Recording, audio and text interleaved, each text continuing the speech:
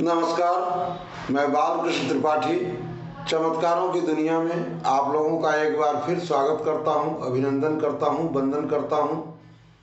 आज के इस वीडियो में हम लोग श्रीमद् भगवद गीता के अध्याय नंबर 4 के श्लोक नंबर 17, 18, 19 और 20 के बारे में पहले श्लोक को जानेंगे, फिर उसके अर्थ को जानेंगे, फिर उसका हमारे जीवन में क्या भौतिक उपयोग हो सकता है यह हम लोग जानने का मित्रों प्रयास करेंगे।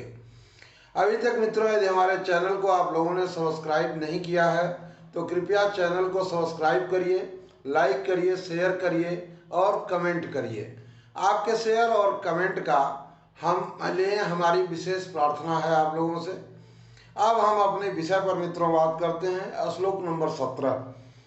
कर्मणो ह्यपि बोधव्यं च विकर्मणः अकर्मणश्च बोधव्यं गहना कर्मणो गतिः। इस श्लोक का अर्थ मित्रों कुछ इस प्रकार से है।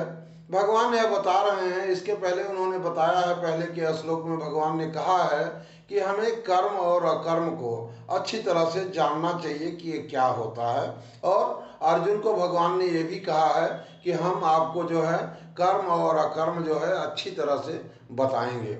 यहाँ पर इस श्लोक में भगवान यह बता रहे हैं कि कर्म का स्वरूप भी जानना चाहिए और अकर्म का स्वरूप भी हमें जानना चाहिए, विकर्म का स्वरूप भी हमें जानना चाहिए, क्योंकि कर्म की गति बड़ी गहन है, बड़ी गूढ़ है। इस श्लोक से मित्रों हम लोग जो है वह अपने भौतिक जीवन में यह बहुत बड़ी सीख ले सकते हैं कि भगवान खुद अपने मुखारविंद से यह कह रहे हैं कि कर्मों की जो गति है वह बड़ी ही गहन है, बड़ी ही गूढ़ है। तो यानी कोई भी कर्म हम कर रहे हैं, अगर सकर्म कर्म कर रहे हैं, अगर हमें उसकी आसक्ति है, हम उसे कुछ पाना चाहते हैं, अगर हम कर्म योग में हैं तब तो कोई दिक्कत नहीं है, ठीक है ना। लेकिन अगर हम सकर्म कर्म कर रहे हैं तो हमें बहुत ही सतर्क रहना होगा मित्रों, क्योंकि भगवान श्री कृष्ण खुद अपने मुखारविंद से यह कह रहे हैं कि कर्मों की गति जो है बहुत ही गहन है। इसलिए हमें कर्म अकर्म और विकर्म को अच्छी तरह से जानना चाहिए। श्लोक नंबर 18। कर्मण्यकर्मयः पश्येद कर्मणि च कर्मयः स बुद्धिमान् मनुष्येषु स युक्तः कृत्सन कर्म कृता। यह श्लोक नंबर 18 है मित्रों। इसका अर्थ कुछ इस प्रकार से है कि जो मनुष्य कर्म में अकर्म देखता है और जो अकर्म में कर्म देखता है वह मनुष्यों में बुद्धिमान है और वह योगी समस्त कर्मों को करने वाला है। तो यानी आप अकर्म समझ रहे हैं वह भी कर्म होता है, और जिसको आप कर्म समझ रहे हैं वह भी अकर्म होता है। यहाँ बड़ी गूढ़ बात भगवान जो है हम मनुष्य जाति को बता रहे हैं कि जिस चीज को हम अकर्म समझते हैं वह भी कर्म होता है, और जिसको हम कर्म समझते हैं वह भी अकर्म होता है। और इसको मनुष्यों में बुद्धिमान व योगी समस्त कर्मों का करने वाला होता है जो यह जानता है। तो इसका मित्रों हमें अपने भौतिक जीवन में उपयोग करना होगा। आगे श्लोक नंबर 19।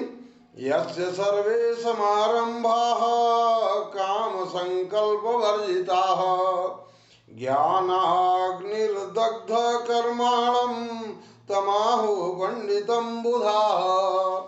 इसका अर्थ मित्रों कुछ इस प्रकार से है कि जिसके संपूर्ण शास्त्र सम्मत कर्म बिना कामना और संकल्प के होते हैं, जिसके समस्त कर्म ज्ञान रूप अग्नि के द्वारा भस्म हो गए हैं, उस महापुरुष को ज्ञानी जन भी पंडित कहते हैं।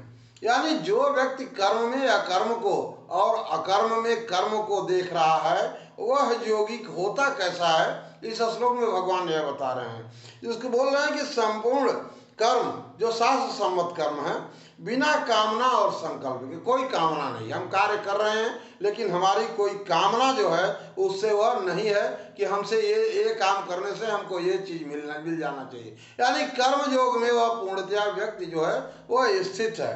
तो ऐसी स्थिति में जो है उसके ज्ञान के द्वारा जो पूरे समस्त ज्ञान रूप अग्नि के द्वारा भस्म हो गए हैं, जिसके संकल्प और कामना ज्ञान रूप अग्नि के द्वारा जला दिए गए हैं, ऐसे महापुरुष को ज्ञानी जन पंडित कहते हैं। यानी अगर हम कहलाना चाहते हैं या बनना चाहते हैं कि हम पंडित हैं, तो हमें भी अपने समस्त कामनाओं को और समस्त संकल्पों को जो है वह ज्ञान अग्नि के द्वारा भस्म करना होगा, दग्ध करना होगा, जलाना होगा मित्रों।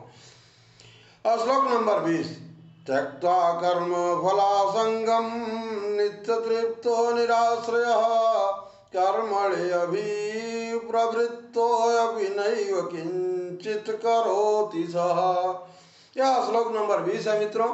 इसका अर्थ कुछ इस प्रकार से है कि समस्त कर्मों में और उनके फल में आसक्ति का त्याग करके संसार के आश्रय से रहित हो गया है और परमात्मा में ही नित्य तृप्त है, वह कर्मों में भली भांत बरतता हुआ भी वास्तव में कुछ भी नहीं करता है।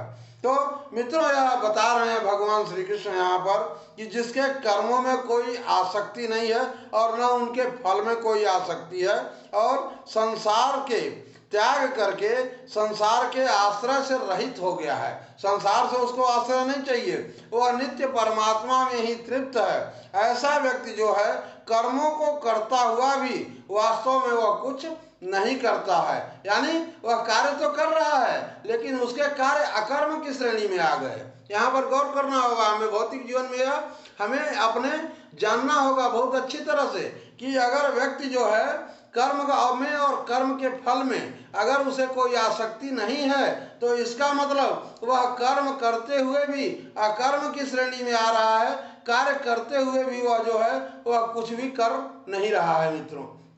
यहाँ पर कर्म जो क्या क्या चीज है भगवान इन श्लोक में विस्तृत रूप से हम मानव जाति को बताने का जो है वह प्रयास कर रहे हैं और उसका हम अपने भौतिक जीवन में मित्रों उपयोग करके हम भी कर्म योगी बन सकते हैं। और कर्म योगी मतलब सबसे बड़ी उपलब्धि कर्म योगी की मित्रों यह है कि समस्त की विश्व की समस्त सुखों को, समस्त चीजों को प्राप्त करते हुए, समस्त भोगों का भोग करते हुए भी वह योगी होता है मित्रों। कर्मयोग की सबसे बड़ी जो है वह उपलब्धि यही होती है मित्रों कि हमें कोई सन्यासी नहीं बनना है, कहीं जंगल में नहीं जाना है, हम कर्म योग का पालन करके अपने गृहस्थ जीवन में समस्त ऐश्वर्य और समस्त सुखों का भोग करते हुए भी हम योगी हो सकते हैं, सन्यासी हो सकते हैं। ऐसा भगवान श्री कृष्ण जो है हम लोगों को रास्ता दिखा रहे हैं, हम लोगों को बतला रहे हैं।